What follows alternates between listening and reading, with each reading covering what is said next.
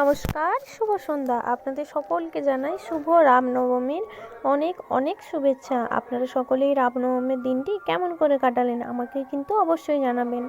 আমরা তো সবাই মিলে এখন বেরিয়ে পড়েছি ঠাকুর দেখার উদ্দেশ্যে। তো আমাদের এখানে সামনে একটি পুজো হচ্ছে, ওই মণ্ডপে আমরা যাচ্ছি ঠাকুর দেখতে। তো এখানের প্যান্ডেলের থিমটা দেখুন কি দারুণ করেছে।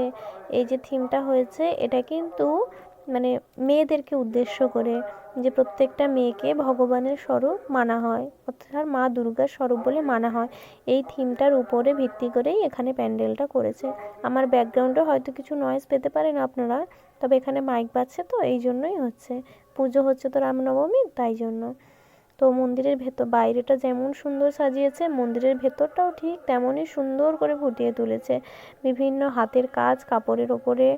এবং মন্দিরের যে মানে কি বলে ওই দেওয়ালটা আছে পুরোটাই বিভিন্ন ফটো ফ্রেম দিয়ে মেয়েদের দিয়ে বিভিন্ন মেয়েদের ছবি এবং মা দুর্গার ছবি দিয়ে ফুটিয়ে তুলেছে সুন্দর করে। আর ওপরটা তো আরও বেশি সুন্দর, জানেন ওই যে ওপরের ঝুড়িটা যেটা দেখতে পাচ্ছেন লাইট জ্বলছে, ওর ভেতরে জানেন তো পুরো শাঁখা পলা দিয়ে করেছে। ওই যে ওপরে যেগুলো করেছে ওটা পুরোটাই শাঁখা পলা দিয়ে করেছে।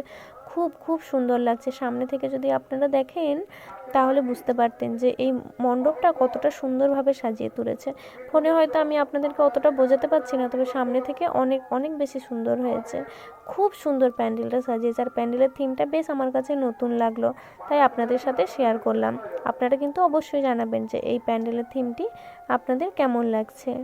এইবারে তো রামনবমীর অষ্টমী এবং নবমী দুটোই একই দিনে পড়েছে। আপনারা কারা কারা রামনবমীর দিনে অঞ্জলি দিয়েছেন অবশ্যই জানাবেন কিন্তু। আমি তো এই দিনে আমার পরিবারের সকলের সাথে এসছি ঠাকুর দেখতে, মণ্ডপ দর্শন করতে। আপনারা কারা কারা কোথায় গেছিলেন অবশ্যই আমাকে জানাবেন, এবং আপনারা এই রামনবমীর দিনটি কিভাবে কাটালেন অবশ্যই জানাবেন কিন্তু।